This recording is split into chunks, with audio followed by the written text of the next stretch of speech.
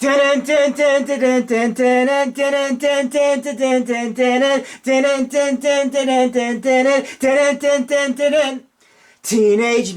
Ninja Turtles, Teenage Mutant Ninja Turtles, Teenage Mutant Ninja Turtles, Teenage Mutant Ninja Turtles, Heroes in a Half Shell, Turtle Power, Cowabunga! Welcome, we're back. I am back with my friend and co-host Avi, and we are wrapping up our early 90s Turtles discussion with the classic original Turtles 1, the independent movie by Golden Harvest, similar to Bruce Lee movies, and Lord of the Rings, Austin Powers trilogy. I think you also said the Friday the 13th and A Nightmare on Elm Street, all that kind of stuff. With the classic 1990 movie, I grew up with the Ninja Turtles, the video games, the toys, the 87 show, all amazing, incredible toys, the people in the costumes for us in places growing up, the whole pizza thing going. So we're going to go all out now in talking about Ninja Turtles 1. Initial opening thoughts. When were you first introduced to the very first movie? In this. Well, you might have found this movie is very darker than the original cartoon about the almost more violent. And that's what I like about it. Unlike all the sequels and other parts of this whole franchise and how it comes about, what I really like about this first classic original movie is just how dark and gritty it really is. So even though it was released a year after the successful film of Batman, exactly. Exactly. That's why I thought the way that Splinter, the Turtles, and Casey Jones takes out the Shredder at the end of this movie on the top of that building, it's kind of very reminiscent of Batman taking out the Joker at the end of Batman '89. So it was coming off of the well-doneness of Batman '89 and Die Hard and stuff. So that's where you see the little similarities on how the bad main villains get taken out at the end, kind of, you know? Yeah. And also about, and I found out that the Foot Clan is actually a parody about the Marvel Ninja group called The Hand. Okay, go over a little bit more about the backstory about the Hand with all that. Yeah, what were they saying? What was the backstory on how this all came about? With the Hand and everything? Trying to look for it. If you can't find it, find it later on, and we'll just talk about other stuff in the meantime. What was your first memories of the first Ninja Turtles movie? Sometimes about even for the homage about the classic cartoon about the Ninja Turtles about April O'Neil wears a yellow raincoat. That's right. Yeah, the yellow raincoat, exactly. Also, I want to let people know as far as pop culture references are concerned, because we have talked about Harrison Ford in past episodes with the Indiana Jones and stuff. That April with the yellow raincoat, there's one part of the movie... Yeah, there's one part of the movie where she mentions thinking about Harrison Ford. Okay. And also, the original comic parodies many elements of Daredevil. The ooze that gave the Turtles their power is similar to toxic waste that takes Matt Murdock with those Matt Murdock sites, and is in fact meant to be from the same incident. Murdock is not identified by name only because of copyright issues. The Turtles' mentor is named Splinter, while Daredevil's is named Stick. Daredevil first fights a crime ring called the Hands, while Turtles battle the Foot. Judith Hogue later appeared in Armageddon. The actress plays April O'Neil. That's right. We like this April O'Neil a bit more than the sequel one. Yeah. Right.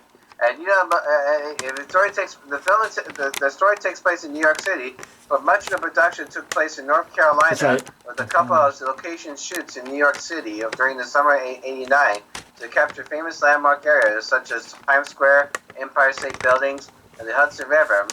Filming in North Carolina took place at the North Carolina Film Studios, where New York's rooftop sets were created.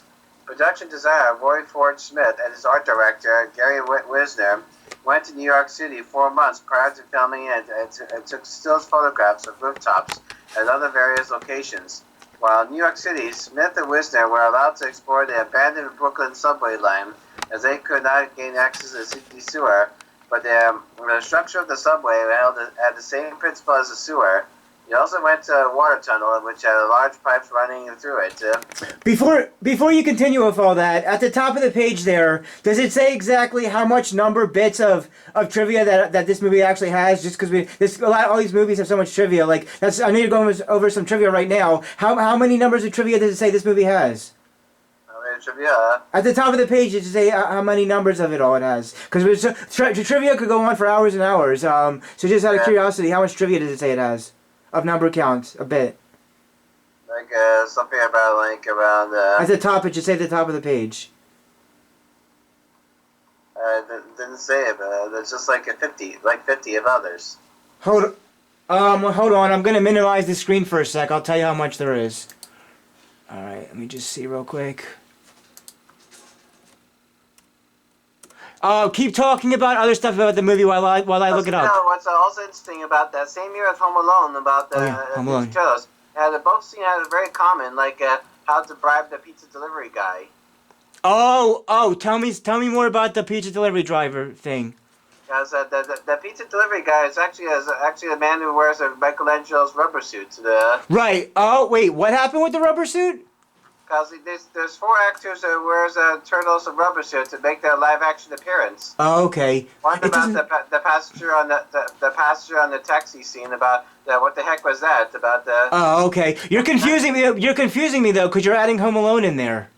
Because even the pizza guy tried to find where the address is, about to give the pizza to the turtles. He doesn't know he's standing on it. And he still gives it a 13. They give him a 10 because he's 2 minutes late. Oh, right. Well, yeah, I remember the $10 part about being late. 13, yeah, I remember the whole late thing with turtles. I'm just trying to see how to maximize this back. Yeah, it didn't give me an exact number count. They changed the settings, but I know it said something there about how Robin Williams helped the April O'Neil in that movie. Okay. Yeah, what did it say exactly about Robin Williams?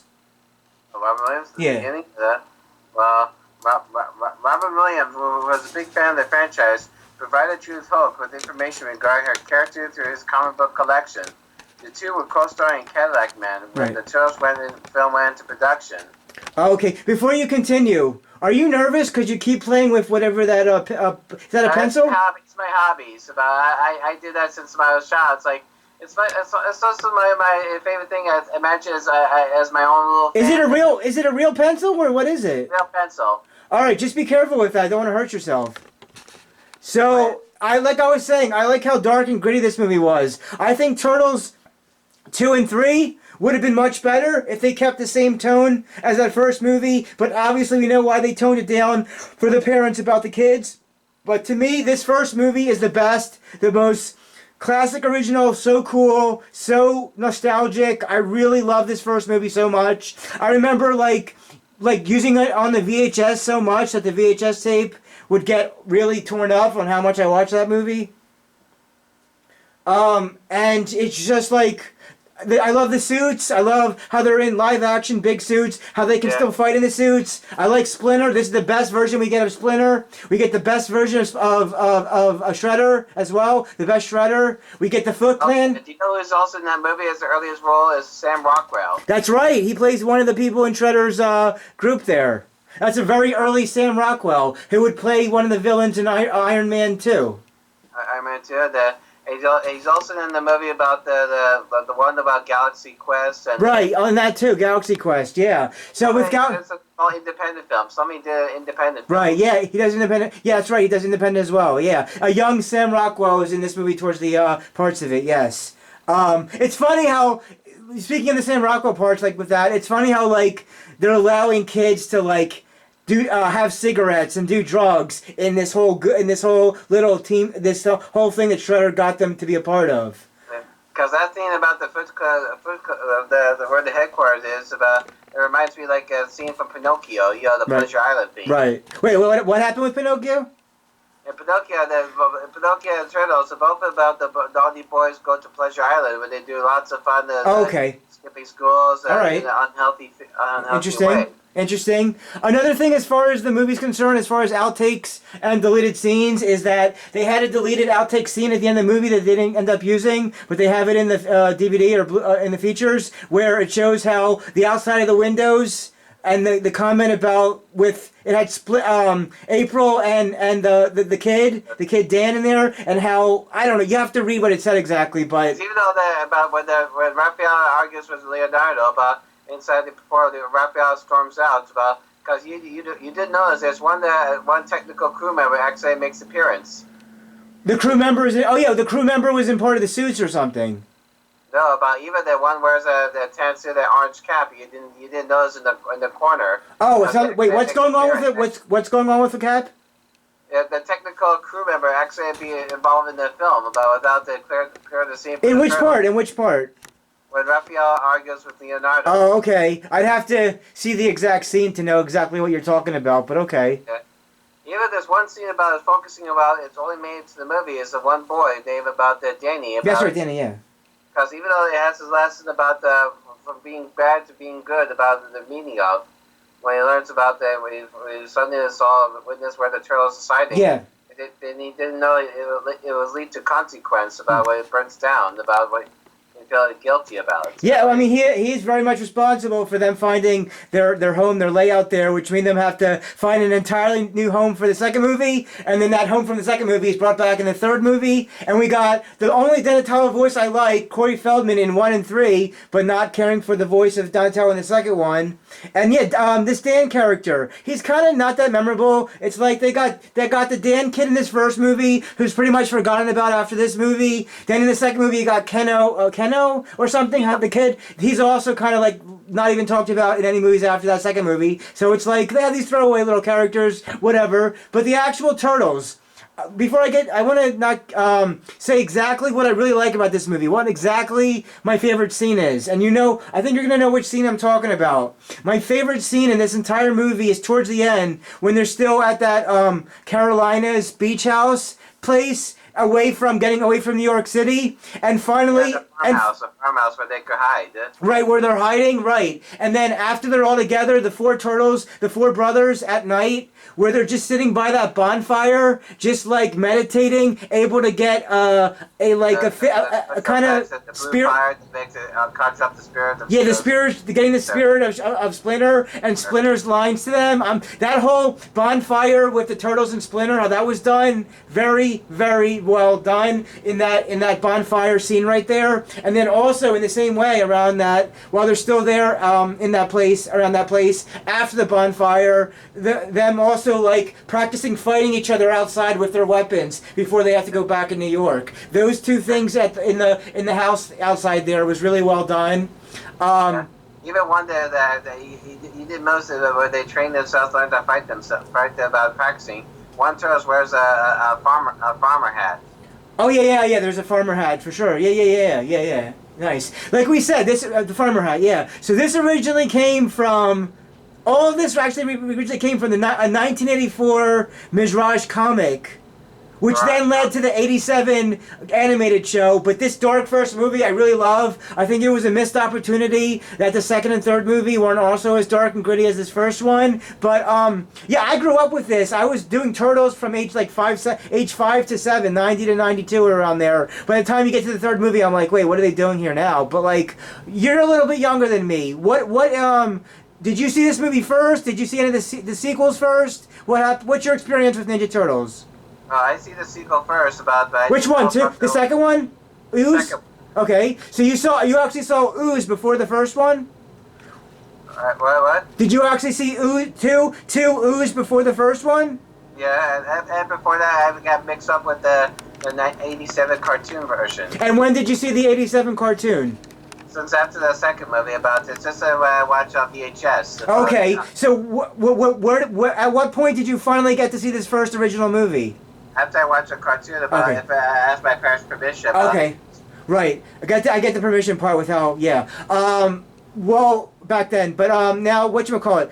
All right, so there's four turtles. We got Leonardo, Donatello, Raphael, and Michelangelo. Of the four turtles, who's your favorite and who's your least favorite?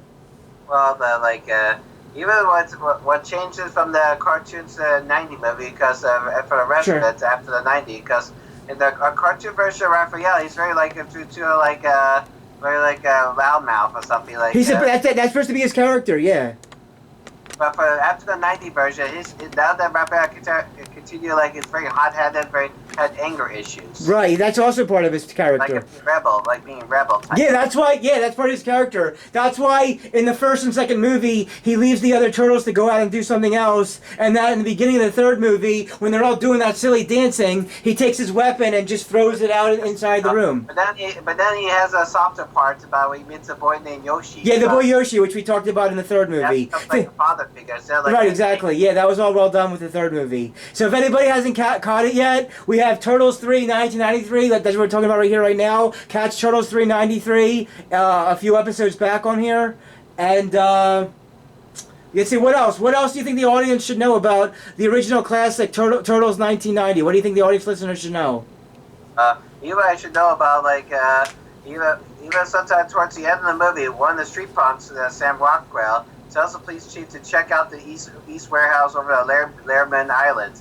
The creator of the Ninja Turtles were Kevin Eastman and Peter Laird. However, the original script stated that the warehouse was on the corner of Lairman and East, also plays on the creator's name. Right, that's part of the trivia, more trivia about all that stuff there. Yeah. Also about, there's like, and sometimes mostly what I like about the favorite turtle is Leonardo. It's very trustworthy about keeping confidence. Yeah, I like Leonardo's confidence.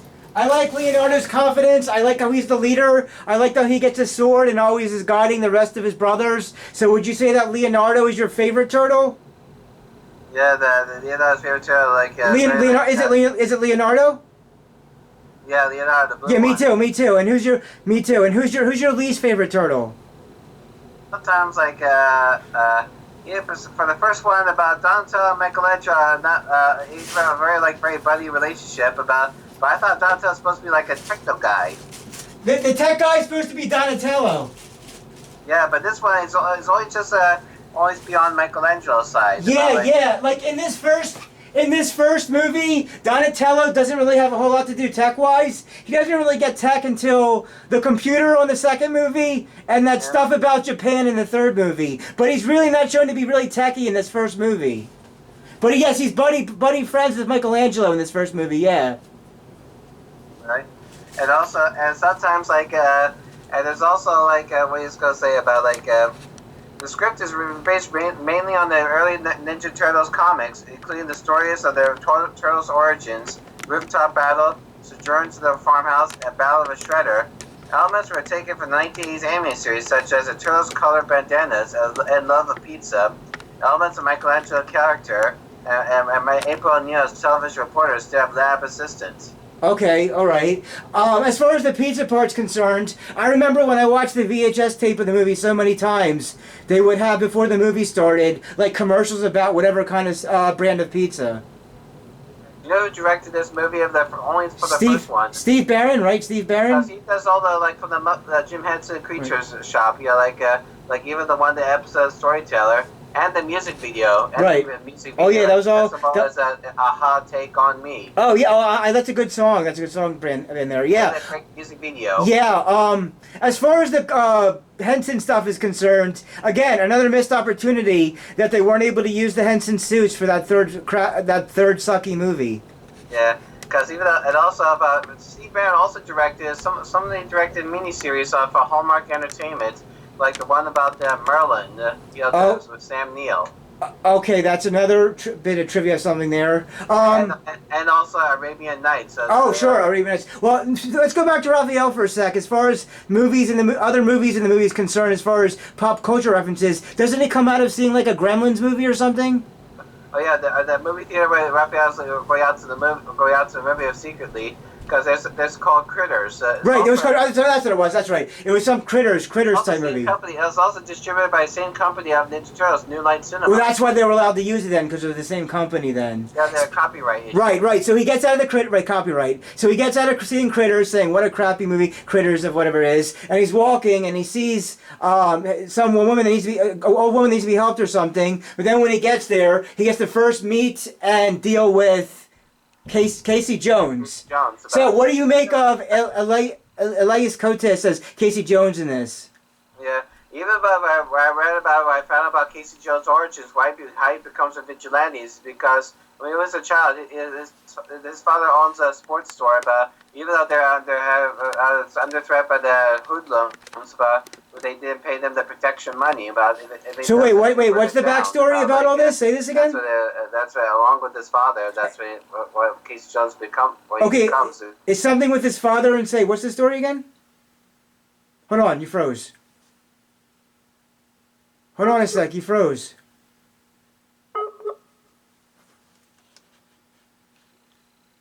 Hello? Oh, you froze for a sec. Are you back? Hello? Are you there? Hello? Okay, you froze for a sec. I just said? I'm sorry, yeah. You said it had something to do with his father, exactly? Go back to the story?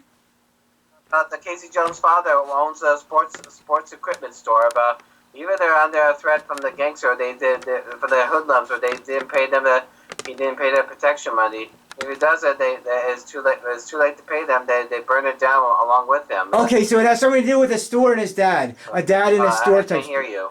Can you hear me now? You're muted. I'm muted? Hold on, I lost your sound. Let me try calling you back.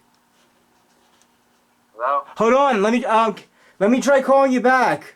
It's not working again. Hold on.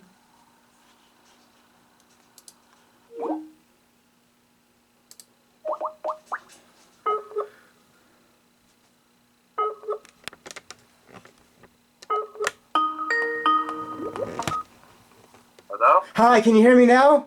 I hear you now. Great. Sorry, I don't know why the sound went down. That's odd. Could be a search or something. Maybe. Hopefully we're back for good now. So the backstory of Casey Jones has something to do with his store getting trashed while dealing with his father? His father owns a sports equipment store, but his father didn't pay the protection money to the hoodlums, but if he does it, they tore it down and burned it along with him. So what happened with his dad? Is his dad okay or no? He didn't survive. Oh wow, that sucks. Okay, that makes sense. So his dad didn't survive, and the store got burnt down. I got that. Okay. But what do you make of the actor himself, the actor who's in other movies, Elias Koteas? How do you make of him? Well, he's very almost not very funny, but even though it's become a slacker type about even though it's even that's why they don't want to use about the. He's almost very creepy when he wears a hockey mask. Right, the hockey mask for sure. Now, outside of this movie, I don't really know him from anything else, with the exception of I think he was in the 2002 Arnold Schwarzenegger movie, Collateral Damage, I believe. I think he's in that, but outside of Collateral Damage and Turtles 1, I don't really know his work from other stuff. The greatest game ever played was Shia LaBeouf. Wait, what about Shia LaBeouf? He's also starred in it with Shia LaBeouf in the Disney The Greatest Game Ever Played. It's called The Greatest Game Ever Played? How was he in this? He plays the father. Was he good as the father in that movie? Well, he might be good as a father, and also he plays in the movie called. He's known for Canadian roles. He stars in Canada films. Right, that would make sense if he's Canadian or so. Is he Canadian? Yeah. Oh, okay. All right. We went through some trivia and about the characters we like and the scenes and stuff, and all kinds of stuff with that nature. At this point, I want to ask you to see if you like any specific quotes, memorable quotes between characters. You have to deliver some quote lines now. Right. It could be from any character: Shredder, the Turtle, Splinter, Casey, whoever. It could be April, whatever character lines you think are memorable and really noteworthy. Or Shredder. Say it again? Or the Shredder. Talk about Shredder, sure, the Shredder lines. About the introduction. Oh, sure. Go ahead, do it. Splinter, I am proud of you, my sons. Tonight you have learned the final and greatest truth from the ninja, that ultimate mastery comes not from the body, but from the mind. Together there is nothing your four minds cannot accomplish. Help each other, draw upon one another. Always remember the power that binds you. The same is what brought me here tonight. That which I gladly return with my final words. I love you all, my sons. That's what I'm talking about. That was my favorite scene when they got the spiritual Splinter there in the bonfire. That is such a really well written, really well done line right there. Outstanding. What else you got? I love that line. Go ahead, more. God, I love being a turtle. God, I love being a turtle. And Splinter, the final confrontation of the Shredder. Mm-hmm. Death comes for us all, Rokusaki, but something much worse comes here. But for when you die, it will be when Shredder throws a hidden knife. Splinter catches it, releasing a spear, letting Shredder fall from the building and land in the back without honor.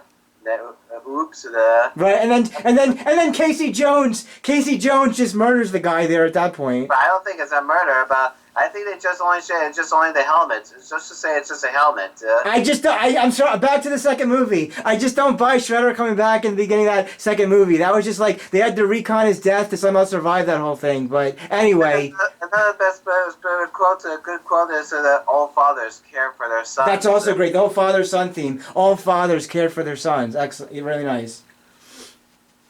And the passenger Gab is the same actor who plays Raphael. Say it again. What's about Raphael? Who plays Raphael? The voice and the out of rubber suits is Josh Pace. Yeah, isn't John Pace in all three movies? No, just one. He's only in one of the three movies? Okay, that's right. That's Rob. Wait, so isn't Leonardo and Michelangelo in all three though? Leonardo and Michelangelo, only two actors who voice Leonardo and Michelangelo, all three movies. Oh, that's the exact thing about that part. Okay. Because even except Corey Feldman, he only does the first one and the third. Right, and that's what I like. I like Corey Feldman being the voice of Donatello and the voice in the third. I did not care for Donatello's voice in the second movie at all. My own personal opinion. Right. So you saw Turtles 2 and one of the animated shows first, and then you got permission to see the first movie. What was your first impression after seeing all the comical light stuff first? What they say, I was another thing about what they say in the farmhouse where Casey Jones repairing the hidden truck inside the barn there with Donatello. I thought too early for the idea that Turtles create their own turtle van, the battle van. Wait, what about... I know the battle van was in the video games and stuff, but what are you saying about the battle van? Turtle van. The turtle van. What about the turtle van are you talking about now? Remember the cartoon show they had their own... Oh, in the comic in the show too. TV show, yeah. They had the van they went in. I thought they did make their own about where they're at the farmhouse. I don't know in this movie how that... It's also the alphabet, where the Casey Jones and Donatello. Not even close, Dipneck. Professor Marianne, happy ever after. No way to talk about. Gilligan was her main man. They'd be married to have 6 kids by now. Gilligan was a geek. Barbaroni. You're a geek. Camera breath, dome head, elf lipped. Casey finishes fixing the engine. Okay, let's see if this transplant works. Fungoid. Here it goes. Where are we on? G. Here it goes. Gack face. I'm ready. Hose brain.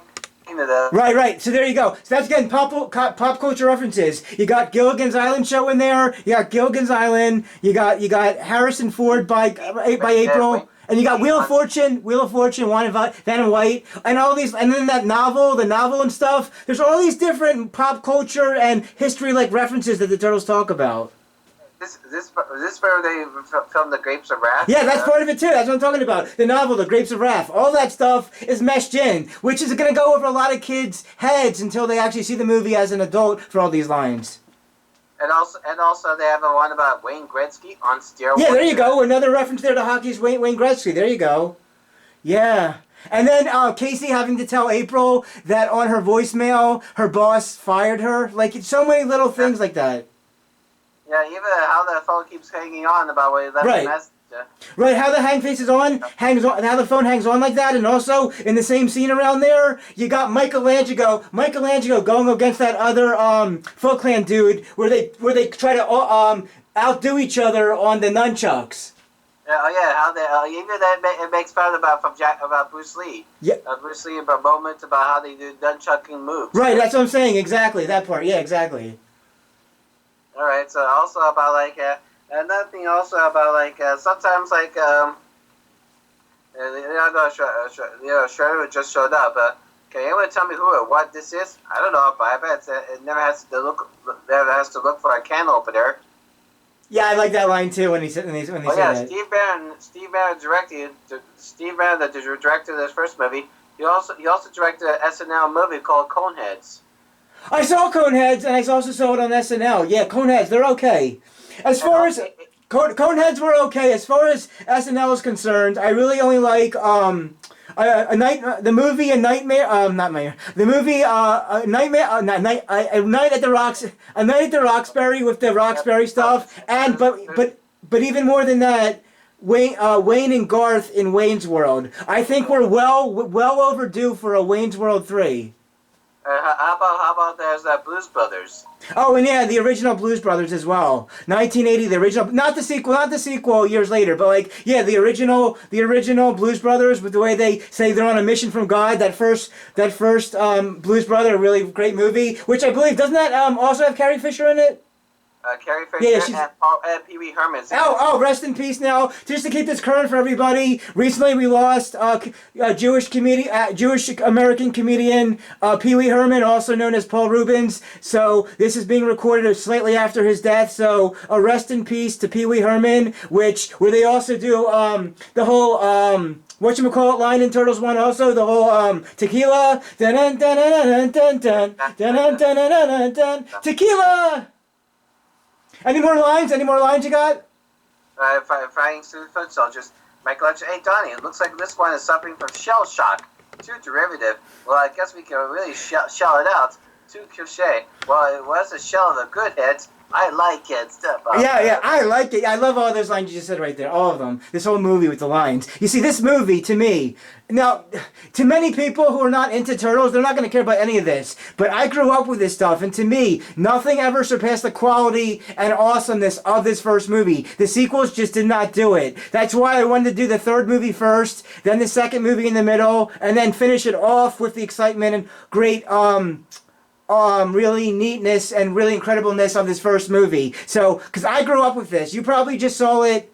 I don't know if you grew up with Turtles also, but I love this stuff. This was what I grew up with. The video games, the toys, the movies, the TV show, everything. Right. Also, I like about the best last slide about how they introduced about where they get cowabunga from. Yes. Gotta do it. Let me find it somewhere. Like, okay.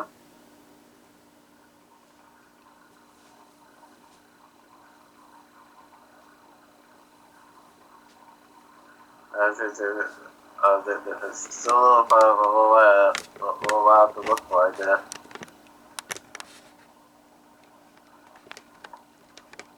Well, even though it's like take a while about the. That's fine. Anything else? And like 122, 122 and 8, 122 and 8. Terrific. Where the heck is 122 and 8? You're standing on it, dude. Just pass it down here. We held some money up, but give it. Hey, give me that. Hey, this is a 10.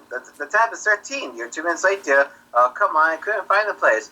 Wise men say, forgiveness is divine, but never pay a full price for a late pizza. I gotta get a new route. I delivered everywhere. Yeah, I really like all the lines in this movie, and even little stuff like that. Really well done stuff right there. We are currently just now 33 minutes in. Just to let you know on runtime, we are 30. Here's the last one. Sure. You are awesome. Foundations, bitchin', gnarly, radical, totally tubular, dude, wicked, hellacious, mega. Because I have always liked cowabunga. Cowabunga! And then nice. That was great how you delivered that. And then at the end, they start playing the whole very early 90s, 1990, the rap or whatever, the music that goes along in the credits like that. Partners of Crime. Oh yeah, all that, whatever it's all called. Yeah, I love the music. One song I like in the end credits is 9.95. Yes, I wanted to mention that also. Exactly, we're thinking the same. I love the whole 9.95. So they do all that lines together. Splinter does that last line. I have always liked cowabunga, and then they all go cowabunga, and then he said, you got Splinter saying, I made a funny. Then we said at the end of the second movie, I made another funny. Yeah, and then, but then, at the end of the crappy third movie, we just got Splinter talking to Michelangelo, saying that whole line about whatever they were trying to make.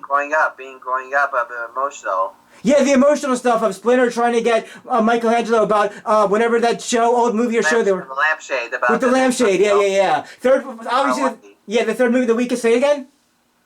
but he wears a lampshade that makes it feel like it's Elvis Presley. Right, the whole Elvis Presley like stuff was not on the same level as those first two endings of Splinter and stuff. But yeah, man, the music, like you said, I like you just said right now, 9.95. I love that song, 9.95, and all the other music on the soundtrack. Even I can't ask my Amazon device to play that song. Only if it won't make any copyright strikes, but people know what we're talking about when we say all those movie music, including 9.95, all that kind of music is... I saw the movie, I listened to the soundtrack of the original live action movie. What did you think of that soundtrack? The first track they have like the one with about the one that Can't Touch Us, but yeah, there's Can't Touch This, there's Can't Touch This, there's that song, the song MC Hammer, this is what...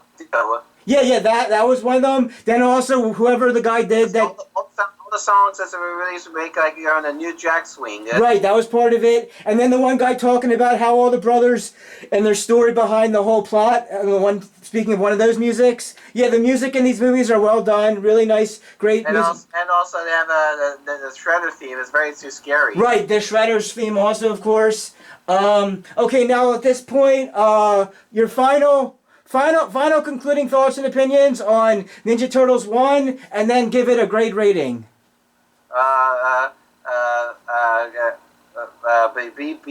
B. Okay. I know you're not on the. You didn't have it the same time as me growing up. So you'll give it a B. I like it, but I make it A minor. Yeah, I'm gonna give it an A- as well. I'll give this an A-, A- as well. Final thoughts and opinions. What else you want to tell the audience for final concluding thoughts and opinions on Turtles 1, 1990? Don't be scared about everything so violent about even if it's the same time as we thought releasing of a 2003 version that makes it also darker. What do you mean? What was darker? Say it again. 2003. Go briefly say what happened in 2003. It has the same thing as like the first movie about so darker elements. And was it as dark as this first movie, or in different levels? As dark as the first movie. About movie. as dark, okay. Yeah, I never watched 2003 stuff, because by that time I stopped after Turtles 3, 1993. But yeah, that's interesting how that was also dark as well.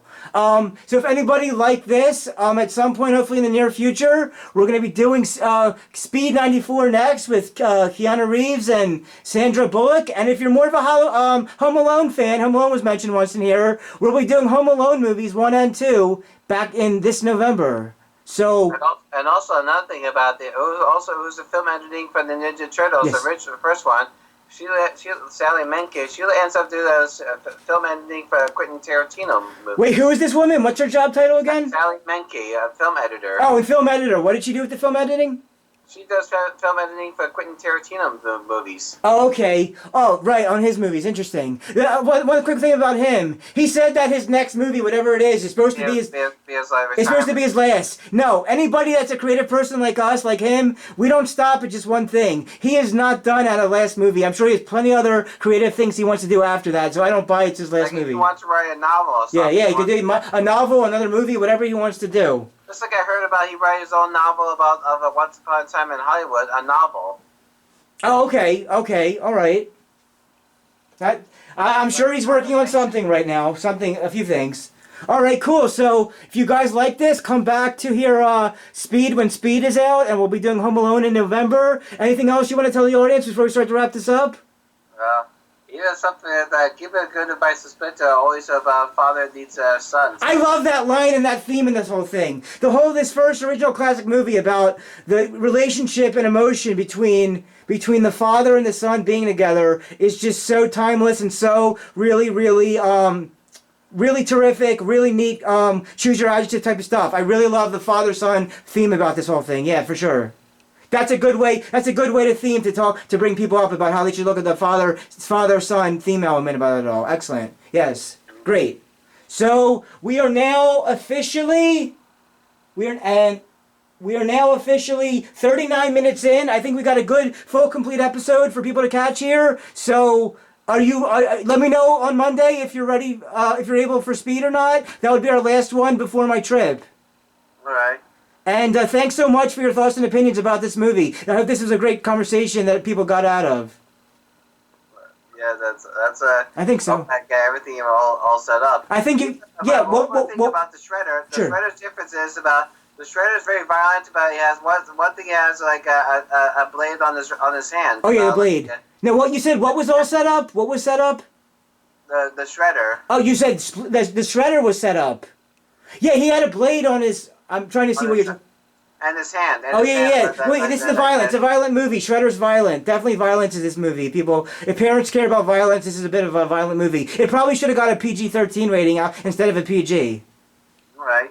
All right, everybody. Now we're officially at 40 minutes in, so I think we covered a whole lot of base here. I liked all of Avi's thoughts and opinions, and I can't wait to hear what he has to say about Speed coming up. So thanks for listening, guys. If you made it this far, and Avi, let me know when you're available for Speed.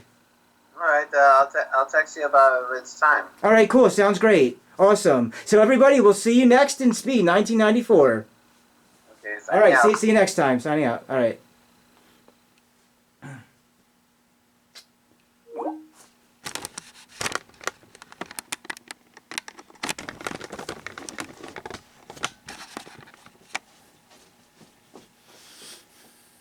I'm gonna skip this stuff about the movie theater because I don't even know what's going on with movies these days. But everybody dance and have a good time. This is friend and co-host Avi and Millennial Man Motions Entertainment, LLC, signing out till Speed 1994.